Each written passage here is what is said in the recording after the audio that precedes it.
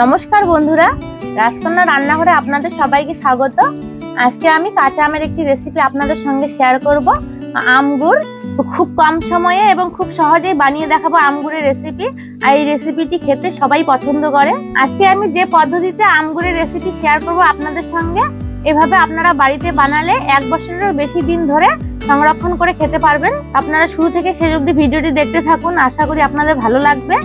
আমগুড় বানানোর জন্য এখানে আমি 1.5 কেজি ওজনের কাঁচা আম নিয়েছি। আমগুলো কাটার আগে ভালোভাবে ধুয়ে নিতে হবে, তা আমি আগেই ভালোভাবে ধুয়ে নিয়েছি। এখন আমের গায়ে যে জলটা লেগে আছে, একটা শুকনো কাপড় দিয়ে জলটা মুছে নেব।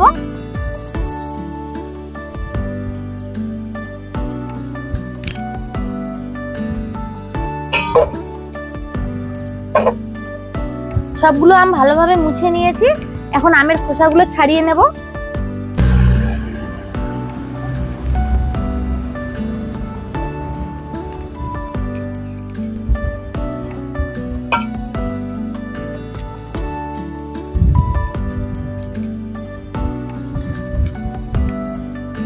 আমগুলো খোসা ছাড়িয়ে নিয়েছি। এখন আমগুলো আমি কেটে নেব।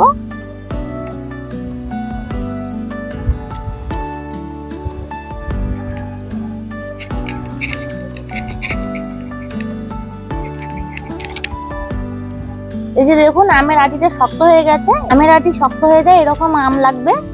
আর আমের বীজটা আমি ফেলে দেব বের করে। এখন লম্বা লম্বা করে চির করে নেব।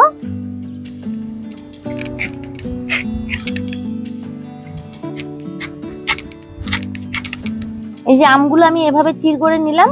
প্রত্যেকটা চিরের মধ্যে যেন আমের আটির অংশ লেগে থাকে। সব আম আমি কেটে নিয়েছি। আর আমগুলো দেখুন রং ধরেছে, কিন্তু এখনো নরম হয়ে যায়নি। নরম হয়ে গেলে চলবে না, শক্ত থাকতে হবে।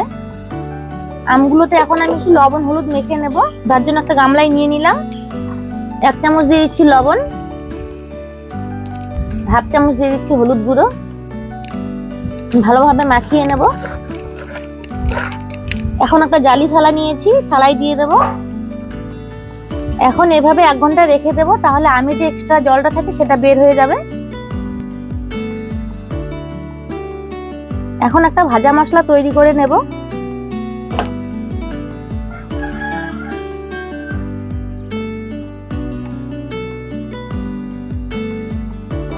দিয়ে দিচ্ছি 6টা শুকনো লঙ্কা,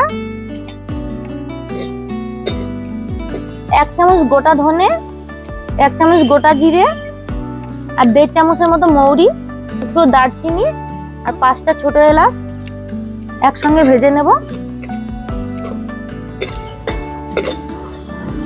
মশলাগুলো ভালোভাবে ভাজা হয়ে গেছে, সুন্দর একটা গন্ধ বেরিয়েছে। এখন নামিয়ে নেব। মশলাগুলো ঠান্ডা করে নিয়ে গুঁড়ো করে নেব।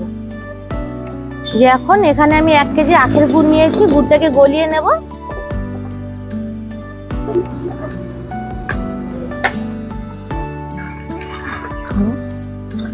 এই গুড়টা গলে গেছে। এখন গুড়টা আমি ছাঁকনি করে নেব।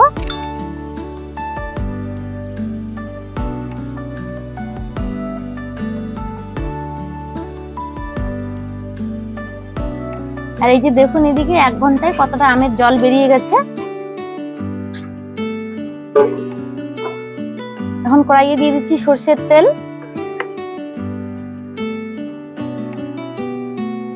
ফোড়নে দিয়ে দিচ্ছি 1 চামচ পাঁচফোড়ন আর শুকনো লঙ্কা।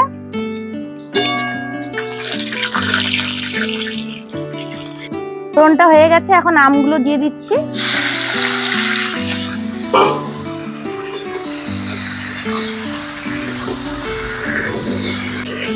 আমগুলো 4-5 মিনিটের মতো ভেজে নিয়েছি। এখন এটা আমি গলিয়ে রাখা গুড়গুলো দিয়ে দেব।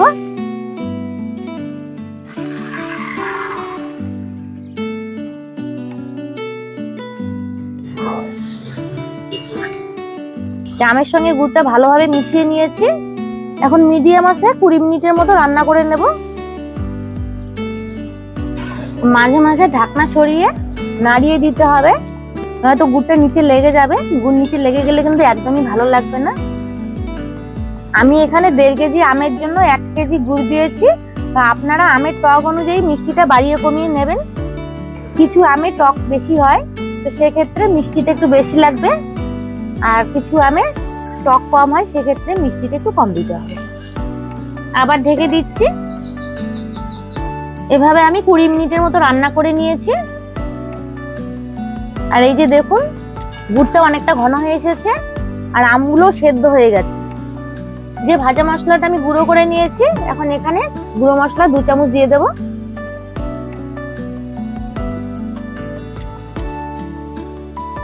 আর 1 চামচ দিয়ে দিচ্ছি বিট লবণ। ভালোভাবে মিশিয়ে নেব আর খুব আলতো ভাবে নাড়তে হবে, আমগুলো যেন গলে না যায়। গুড়ের ঘনত্বটা এরকম রাখতে হবে, এর থেকে বেশি ঘন করলে আমগুড় চিটচিটে হয়ে যাবে। আমগুড় বেশি চিটচিটে হয়ে গেলে ভালো লাগে না। এখন এতে আমি 1 চামচ ভিনিগার দিয়ে দেব, তাহলে আচারটা ভালো থাকবে অনেকদিন। ভিনিগারটা আচারের সঙ্গে ভালোভাবে মিশিয়ে নেব। আমগুড় আমার রেডি হয়ে গেছে, এখন নামিয়ে নেব। এইভাবে আমগুড় বানালে সবাই খেতে খুবই পছন্দ করবে, আর এটা খেতে খুবই ভালো লাগে।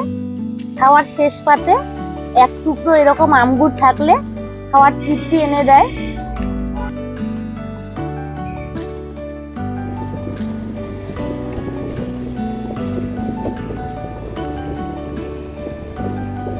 এই যে বন্ধুরা, দেখতেই পেলেন কত সহজে এবং কত কম সময়ে লোভনীয় আমগুড়ের রেসিপি তৈরি করে নিলাম। তো আপনারা এইভাবে বাড়িতে বানিয়ে দেখবেন, খুবই ভালো লাগবে। আর খাওয়ার শেষ পাতে যদি 1 টুকরো এরকম আমগুড় খান, তাহলে দেখবেন খাবারের অনেকটা তৃপ্তি এনে দেবে।